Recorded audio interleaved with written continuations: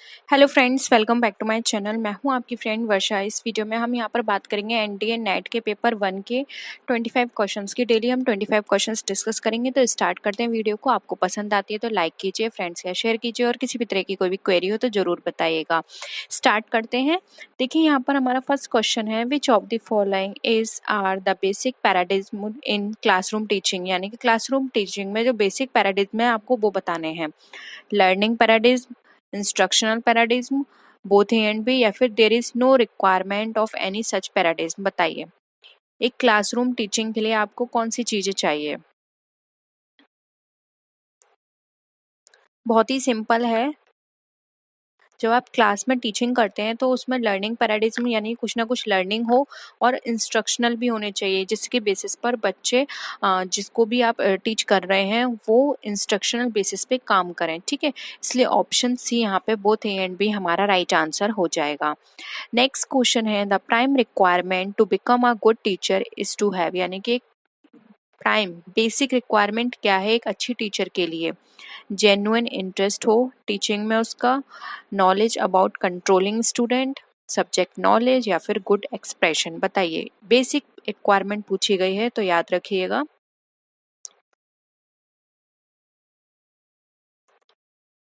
देखिए, बेसिक की बात की जाए तो सबसे पहले तो उसको सब्जेक्ट नॉलेज होनी चाहिए, इसलिए ऑप्शन सी हमारा राइट आंसर होगा। क्योंकि जब तक उसको सब्जेक्ट की नॉलेज नहीं होगी तो ये बाकी सारी चीज़ें, interest, controlling and good expression, सब बेकार हैं। सबसे पहले तो वो जिस चीज़ का सब्जेक्ट का टीचर है उसको उसमें नॉलेज होनी चाहिए। उसके बाद ही अदर रिक्वायरमेंट आती हैं, जैसे कि कंट्रोल करना, मैनेज करना, बच्चों के साथ अच्छे से बात करना, कम्युनिकेशन हो, ये बात की चीजें हैं। लेकिन सबसे पहले सब्जेक्ट नॉलेज होती है, इसलिए ऑप्शन सी करेक्ट है। नेक्स्ट क्वेश्चन देखिए, which of the following statement is are not true. अब इसमें से कौन सा स्टेटमेंट जो है वो सही नहीं है। Teachers is just an act art. Teacher बस एक आर्ट है। Teachers can be trend only, सिर्फ ट्रेंड की जा सकती हैं। टीचर्स आर बॉर्न, या फिर ऑल ऑफ द अबव। बताइए कौन सा इसमें सही नहीं है।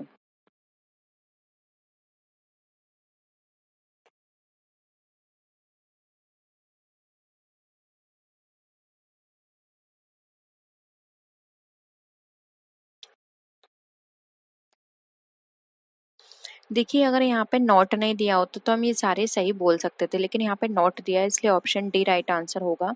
ये जस्ट एन आर्ट नहीं है, ना ही सिर्फ ट्रेंड की जा सकते हैं, और ना ही बॉर्न होती हैं। ठीक है, बहुत सारी चीज़ें होती हैं, जैसे कि कुछ हमारा एनवायरनमेंट होता है, कुछ उनकी स्टडी नॉलेज होती है, जो सब्जेक्ट नॉलेज होती है। इन सब चीज़ों को मिलकर एक्सपीरियंस के बेसिस पर एक टीचर बनता है। उनकी थिंकिंग कैसी है, उन्होंने क्या सीखा है अब तक, उनके सब्जेक्ट पे कितनी कमांड है, एक्सपीरियंस उनको कितना है रियल लाइफ का, उसके आसपास जो चीज़ें हो रही हैं उनके बारे में वो क्या सोचते हैं, ये सारी चीज़ों को मिलाकर एक टीचर बनता है। और टीचर का मतलब सिर्फ स्टडी से रिलेटेड नहीं है, टीचर कोई भी हो सकता है। अगर आप किसी को कोई भी चीज़ सिखा रहे हैं तो वो भी टीचिंग के अंदर इंक्लूड होता है, वो आपका टीचर कहलाएगा। ठीक है, ऑप्शन डी यहाँ पे करेक्ट है। नेक्स्ट देखिए, the most desirable skill of a teacher is to. अब सबसे ज़्यादा या डिज़ायरेबल स्किल एक टीचर की क्या होगी। Make the students understand what the teacher says. Second है कवर द प्रेस्क्राइब्ड कोर्स।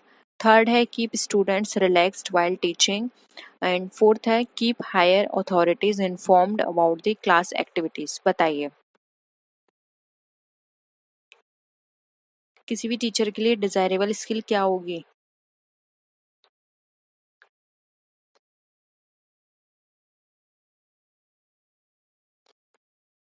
देखिए, ऑप्शंस पे जाएँ तो डिज़ायरेबल स्किल एक टीचर के लिए यही होगी कि वो जो भी पढ़ा रहे हैं स्टूडेंट्स उसे अच्छे से समझ लें।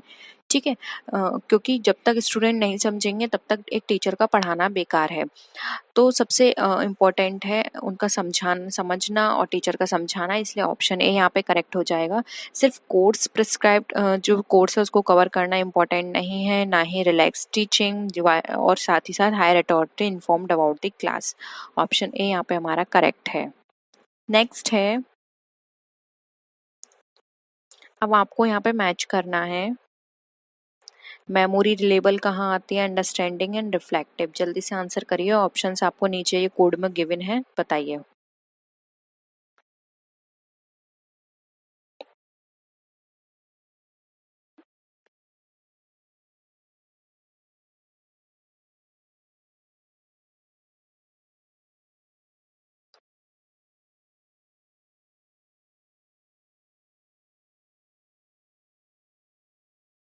देखो मेमोरी लेवल जो है वो दिया था हमारा हार्वर्ड ने, इसका ऑप्शन ए हो जाएगा। अंडरस्टैंडिंग लेवल की बात करें तो ये दी थी मॉरिसन ने, और हमारा जो रिफ्लेक्टिव लेवल है ये दिया था हमारा हंट ने, इसलिए ऑप्शन ए यहाँ पे हमारा राइट आंसर हो जाएगा। ठीक है, इसको याद कर लीजिए, मेमोरी लेवल हर्बर्ट ने दिया था, अंडरस्टैंडिंग लेवल मॉरिसन ने, और रिफ्लेक्टिव लेवल हमारा हंट ने दिया था। नेक्स्ट क्वेश्चन पे आइए। विच of the following is the sequence of different levels of teaching, इसमें से कौन सा उसका डिफरेंट लेवल है टीचिंग का, उसको आपको सीक्वेंस में करना है। पहले मेमोरी आती है, अंडरस्टैंडिंग लेवल, रिफ्लेक्टिंग, कौन सा लेवल आपको सबसे पहले लगता है? अंडरस्टैंडिंग मेमोरी या रिफ्लेक्टिव, रिफ्लेक्टिव अंडरस्टैंडिंग या मेमोरी, या फिर मेमोरी रिफ्लेक्टिव और अंडरस्टैंडिंग, बताइए।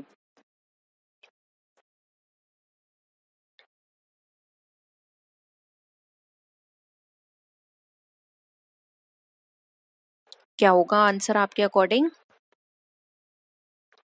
देखिए राइट आंसर हो जाएगा ये। सबसे पहले जो बच्चा छोटा होता है उसे वो सबसे पहले क्या होगी, हमारी मेमोरी, जो हमने पहले पढ़ा है या सुना है उसके बेसिस पर हम उसको या याद करेंगे तो वो हो जाएगी हमारी मेमोरी। उसके बाद हम चीज़ों को उससे समझेंगे तो वो हो गया हमारा अंडरस्टैंडिंग। अंडरस्टैंडिंग के बाद हम कुछ रिफ्लेक्ट करेंगे तो वो फिर आता है हमारा रिफ्लेक्टिव लेवल। तो सबसे पहले आएगा मेमोरी लेवल, फिर अंडरस्टैंडिंग लेवल, फिर हमारा रिफ्लेक्टिव लेवल। ऑप्शन ए यहाँ पे हमारा राइट आंसर है। नेक्स्ट क्वेश्चन है, which of the following is an independent variables in teaching learning process. अब इसमें से कौन सा हमारा इंडिपेंडेंट वेरिएबल है अगर हम बात करें टीचिंग लर्निंग प्रोसेस की। देखिए मैं आपको हिंदी में ही बोल रही हूँ, कोई इंग्लिश नहीं बोल रही हूँ, तो आपको समझ में आना चाहिए। ऊपर से जब आप नेट की तैयारी कर रहे हैं तो इस लेवल पे आपको इतनी हिंदी और या फिर इतनी इंग्लिश आनी चाहिए, क्योंकि आगे जाके आप पढ़ाओगे तो आपको दोनों तरह के स्टूडेंट्स के साथ डील करना है, हिंदी के स्टूडेंट्स के साथ भी और इंग्लिश के स्टूडेंट्स के साथ भी, इसलिए आपको दोनों इतना थोड़ा बहुत तो समझ में आना चाहिए। ठीक है, तो यहाँ पर आपको ये बताना है टीचिंग लर्निंग प्रोसेस के अंदर इंडिपेंडेंट वेरिएबल कौन सा होता है। ठीक है, टीचर, स्टूडेंट, इंस्टीट्यूशन या फिर पेरेंट्स।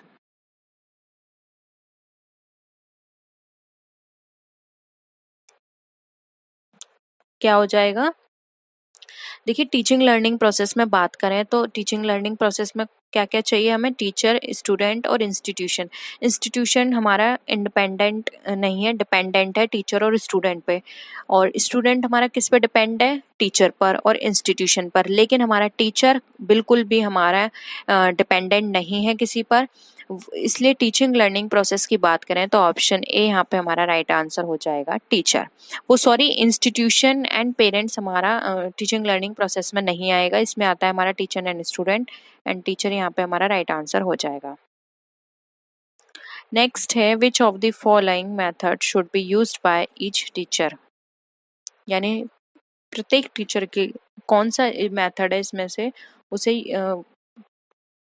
कौन सा यूज करना चाहिए?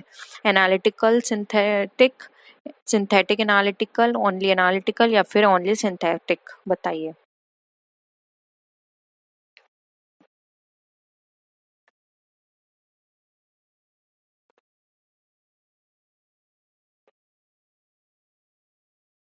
क्या हो जाएगा आंसर? इसका राइट आंसर हो जाएगा ए, एनालिटिकल एंड सिंथेटिक। ठीक है, नेक्स्ट है, अब आपको यहाँ पे टीचिंग मैक्सिम और मेन प्रोपोनेंट्स दिए हुए हैं, उसको आपको मैच करना है। यानी कि फ्रॉम होल टू पार्ट किसने दिया था या कहाँ से मैच करता है? सेल्फ स्टडी किसने दी थी और ट्रेनिंग ऑफ सेंसेस किसने दिए थे, बताइए।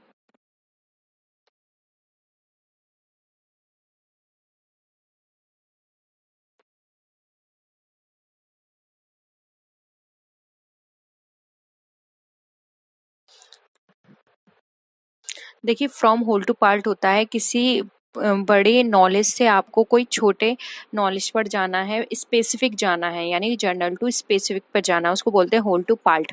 ये दी थी हमारी गेस्टल्ट साइकोलॉजिस्ट ने, इसको गेस्टल्ट थ्योरी में बोलते हैं। सेल्फ स्टडी हमारी दी थी डाल्टन ने, और ट्रेनिंग ऑफ सेंसेस दिए थे हमारे मॉन्टेसरी एंड फ्रोवेल ने। ठीक है, तो यहाँ पे ये इसका राइट आंसर हो जाएगा ऑप्शन ए। ठीक है, नेक्स्ट है, effectiveness of teaching has to be judged in terms of, अब किसी भी टीचिंग में जो इफेक्टिवनेस है वो किस जज की जाएगी, किस टर्म्स में, यानी कि कैसे आप जज करेंगे? कोर्स कवरेज से, स्टूडेंट के इंटरेस्ट से, लर्निंग आउटकम्स ऑफ स्टूडेंट से, या फिर use of teaching ads in the classroom से? बताइए, कोई भी टीचिंग इफेक्टिव है वो आप कैसे जज कर पाएंगे?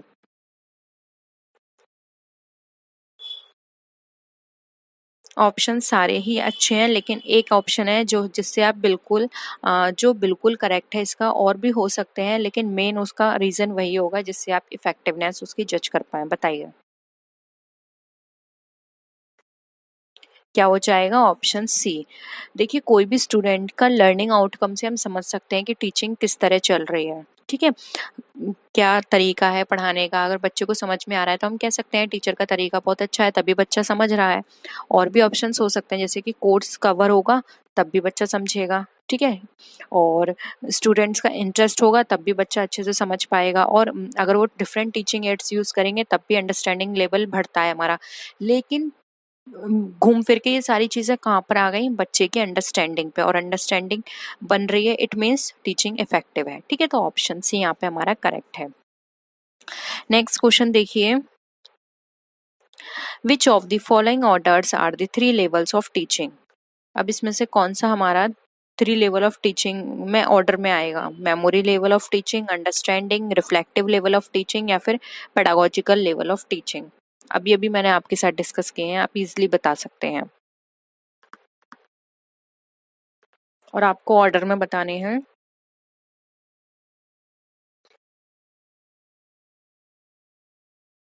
क्या होगा? देखिए, यहाँ पर ऑप्शन हो जाएगा ए, सबसे पहले आता है हमारा मेमोरी, फिर आता है हमारा अंडरस्टैंडिंग, और उसके बाद आता है हमारा रिफ्लेक्टिव। ठीक है, ऑप्शन ए यहाँ पे हमारा करेक्ट है। आई होप ये सब चीजें आपको समझ में आ रही होंगी। पेपर वन में ये जो टॉपिक है टीचिंग का, टीचिंग एप्टीट्यूड का, बहुत ही इजी होता है। नेक्स्ट है, in emphasis in memory level teaching is on which of the following? अब हम मेमोरी लेवल पे अगर एम्फेसिस करें तो हमारा जो टीचिंग जो होता है वो क्या है, किस में से आता है? Organisation of thoughts and ideas, seeing of relationships among facts, systematic presentation to enable quick reproduction, या फिर critical thinking, mastery of concept, sequencing of facts, या फिर सिक्स ऑप्शन है हमारा, segregating one feature from another? बताइए memory level में क्या क्या आएगा?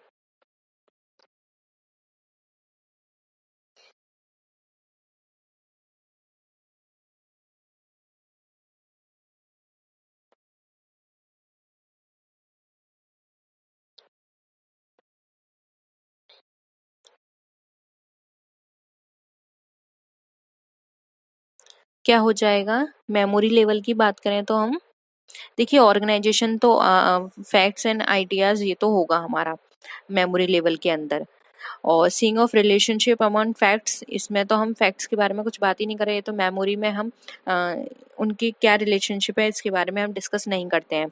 Systematic representation of enable quick reproduction, ये बिल्कुल सही है, आप सिस्टमैटिक जो भी आपका पहले से आपने सीखा हुआ है उसका आप क्विक रिप्रोडक्शन करते हैं, यानी कि वो चीज़ आपके दिमाग में आ जाती है, तो वो क्या है आपका यहाँ पे थर्ड हो गया। फिर हो गया आपका क्रिटिकल थिंकिंग, नहीं ये मेमोरी का पार्ट नहीं है, ये तो आपका अगर हम बात करें तो अंडरस्टैंडिंग का पार्ट है, तो ये भी नहीं है। फिर है mastery of concept, sequencing of है, हाँ मास्टरी हो जाती है, क्योंकि जब हमें कुछ चीज़ याद होती है तो उसको रिकॉल करने में आसानी होती है, और हमें सिक्वेंस में याद होती है वो चीज़, तो ये भी हमारा बिल्कुल सही है। सिक्स नहीं होगा क्योंकि इसमें आ रहा है सेग्रीगेटिंग, सेग्रीगेटिंग हम रिफ्लेक्टिव में बात करते हैं, इसलिए ऑप्शन ये भी कट गया। तो आंसर होगा one, three and five, option B यहाँ पे हमारा करेक्ट है। तो होप यहाँ पर ये क्वेश्चन भी आपको क्लियर हुआ है। नेक्स्ट आते हैं, when the learner is self directed it is termed as, अगर कोई भी लर्नर सेल्फ डायरेक्टेड है तो वो कैसे टर्म किया जाएगा, यानी कि उसको हम क्या बोलेंगे? सेल्फ डायरेक्टेड है, ठीक है। Pedagogical learning, andragogical learning, distance education learning, या फिर नन ऑफ द अबव? बताइए, सेल्फ डायरेक्टेड की बात की जा रही है यहाँ पर।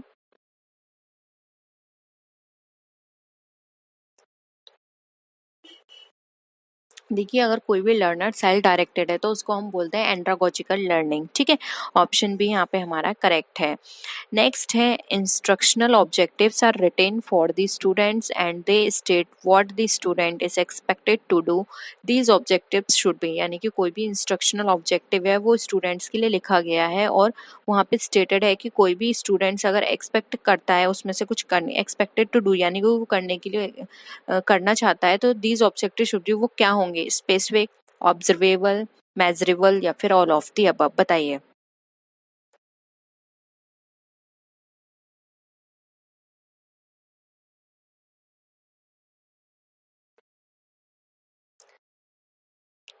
क्लियर है, देखिए यहाँ पर कि वो ऑब्जेक्टिव्स हमारे स्पेसिफिक भी होंगे, ऑब्जर्वेबल भी होंगे, जिसकी उसको ऑब्जर्व करके हम पता कर पाए कि वो ऑब्जेक्टिव्स किस पर्पस से या क्या है उनको लिखने का तरीका, और वो मेजरेबल भी होंगे। इसलिए ऑप्शन डी यहाँ पे हमारा राइट आंसर हो जाएगा।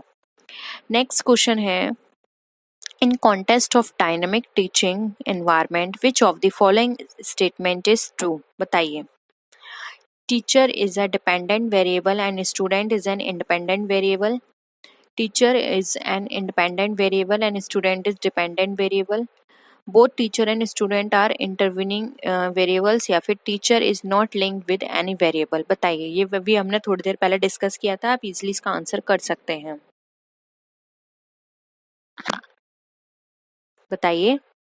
देखिए, यहाँ पर इसका जो राइट आंसर होगा वो हो जाएगा ऑप्शन बी। टीचर जो होता है हमारा इंडिपेंडेंट वेरिएबल है, जबकि अगर हम बात करें स्टूडेंट की तो वो हमारा डिपेंडेंट वेरिएबल में आता है। इसलिए ऑप्शन बी यहाँ पे हमारा राइट आंसर हो जाएगा। ठीक है, नेक्स्ट आते हैं, at which of the following teaching levels is classroom environment required to be sufficiently open and independent? यानी कि ऐसे कौन से टीचिंग लेवल है जिसमें हम क्लासरूम एनवायरनमेंट जो होता है उसमें जरूरी होता है कि वो ओपन और इंडिपेंडेंट हो? मेमोरी लेवल के अंदर, अंडरस्टैंडिंग के अंदर, रिफ्लेक्टिव के अंदर या फिर ऑल ऑफ दी अबव? बताइए।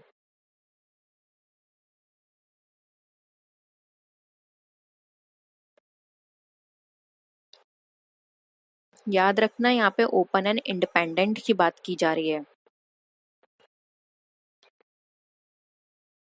क्या होगा आंसर? आंसर देखिए यहाँ पर हो जाएगा सी, रिफ्लेक्टिव लेवल। क्योंकि रिफ्लेक्टिव लेवल में अगर आप ओपन हो, आपको ओपन एनवायरनमेंट प्रोवाइड किया जाएगा तभी आप अच्छे से रिफ्लेक्शन कर सकते हैं जो भी चीज़ आपने पढ़ी है, सीखी है उसके ऊपर। ठीक है, और इंडिपेंडेंट होनी चाहिए। अगर किसी से बाउंड होंगे, किसी से डिपेंडेंट होंगे, तब आप अच्छे से रिफ्लेक्शन नहीं कर सकते हैं कोई भी मैटर पर। ठीक है, तो रिफ्लेक्टिव लेवल के अंदर ओपन एंड इंडिपेंडेंट एनवायरनमेंट होना बहुत जरूरी है। नेक्स्ट क्वेश्चन पे आते हैं। अगर आपको यहाँ पर वीडियो पसंद आ रही है तो प्लीज़ लाइक भी कर दीजिएगा और अपने फ्रेंड्स के साथ भी शेयर कर दीजिएगा। ठीक है, नेक्स्ट है, what is meant by the term curriculum? बहुत ही सिंपल है, आपने पढ़ा होगा। करिकुलम जो होता है उसका क्या मतलब होता है? The subject of study offered by an educational institutions, या फिर organised whole of learning and other experiences provided by educational institutions to realise set goals. Third option है हमारा the prescribed syllabi in various subjects. इसका मतलब syllabus ही होता है various subjects plus practical courses and project and dissertation. फिर है हमारा theory and practical courses to be completed to qualify for a level of education. बताइए, एक करिकुलम में क्या क्या चीज़ों को इंक्लूड किया जाता है? बहुत ही सिंपल है।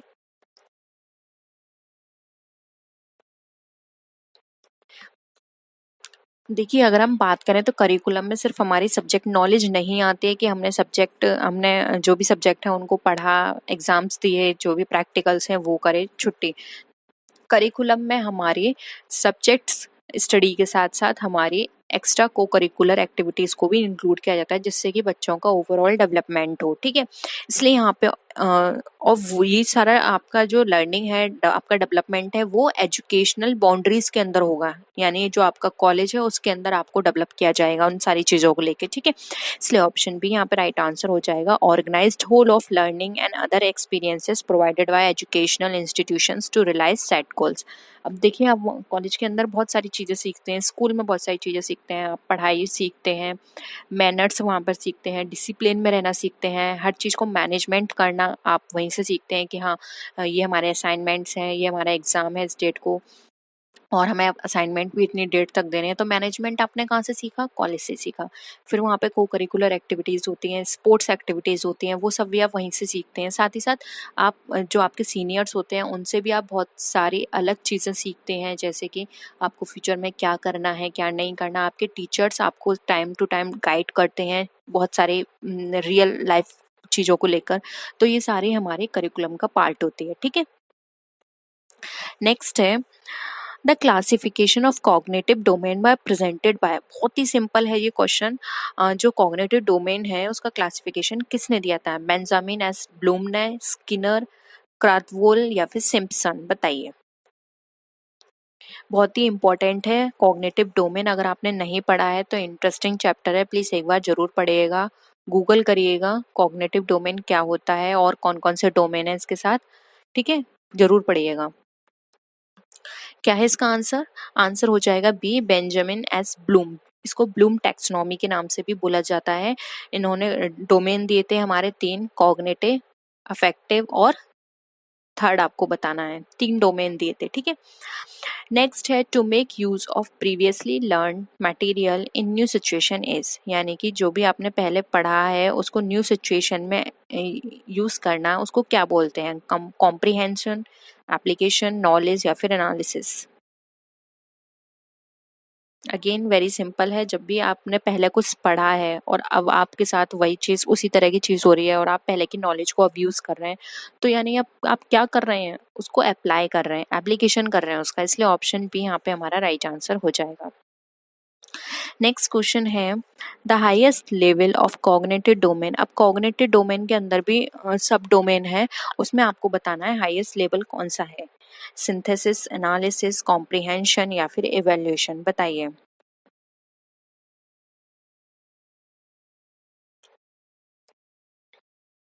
देखिए, अगर यहाँ पर आपसे लोएस्ट पूछा जाता तो लोएस्ट था इसका नॉलेज। ठीक है, और हाईएस्ट पूछा गया है तो हो जाएगा यहाँ पे हमारा इवेल्युएशन। ठीक है, ऑप्शन डी करेक्ट है। नेक्स्ट है एट ऑथोरिटेरियन लेबल teaching is teacher centred, child centred, headmaster centred या फिर एक्सपीरियंस बेस्ड? बताइए। ऑथोरिटेरियन की बात की जा रही है यहाँ पे। अगर डेमोक्रेटिक होता तो यहाँ पे इसका आंसर क्या होता? वो भी आप कमेंट करके बताइए, नहीं तो अभी मैं आपको बताती हूँ, पहले आप बताइए। देखिए, ऑथोरिटेरियन का मतलब है टीचर सेंटर, और अगर डेमोक्रेटिक होता तो वो होता है चाइल्ड सेंटर, यानी कि स्टूडेंट के अकॉर्डिंग पढ़ाना। ठीक है, ऑप्शन ए यहाँ पे हमारा राइट आंसर है। अब देखिए यहाँ पे ये क्वेश्चन थोड़ा सा बड़ा है, तो पहले आप क्वेश्चन देख लीजिए, उसके बाद हम ऑप्शंस भी आपको दिखा देंगे। लर्निंग बाय डूइंग आपको बताना है किसने दी या किस फिलॉसफी से रिलेटेड है? Education through environment, realisation of truth, beauty and goodness या फिर world act act as it is here and now? बताइए।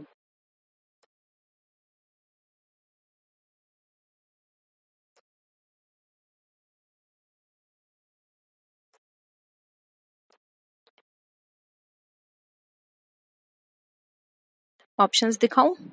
देखिए ऑप्शंस दे रहे हैं, ऑप्शंस देख लीजिए।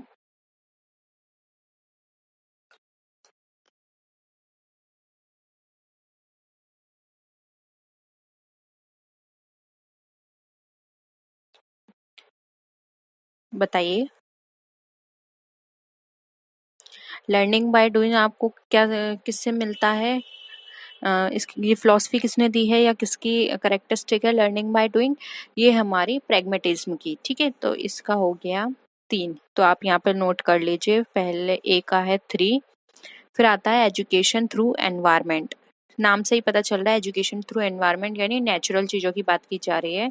तो हो गया हमारा एक, सॉरी 1। ठीक है, 2 का 1। फिर है realisation of truth, beauty and goodness. ये किसकी बात कर रहा है? ये बात कर रहा है आइडियलिज्म की। आप किसी चीज को, किसी की ब्यूटी, ट्रुथ और गुडनेस को रियलाइज कर रहे हो तो यानी आइडियलिज्म की बात है। तो आ गया हमारा 2। फोर्थ का हो गया हमारा फोर्थ। अब देखिए यहाँ पे 3, 1, 2, 4 ये कहाँ पे मैच कर रहा है? देखिए 3, 1, 2, 4 कहाँ पर है? ये हमारा है ऑप्शन बी में। ठीक है, नेक्स्ट आते हैं the intellectual skills and attitudes are respectively reflected by. जो इंटेलेक्चुअल स्किल्स होते हैं और एटीट्यूड्स होते हैं वो क्या रिफ्लेक्ट करते हैं, cognitive and affective domain. Affective and cognitive आपको रेस्पेक्टिवली बताने हैं, बताइए अफेक्टिव एंड साइकोमोटर या फिर कॉग्निटिव। देखिए यहाँ पर आपको नाम पता चल गया, 3 डोमेन दिए थे ब्लूम ने अपनी ब्लूम टेक्सोनॉमी में, cognitive domain, affective domain and psychomotor. ठीक है,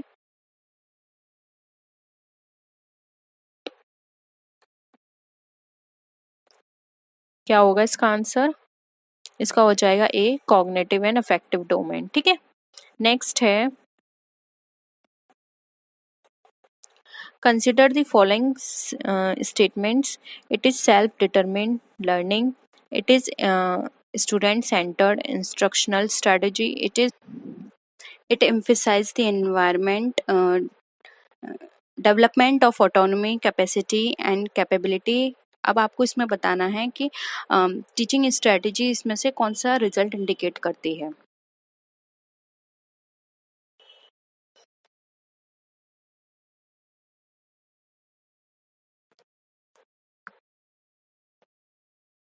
क्या होगा इसका आंसर?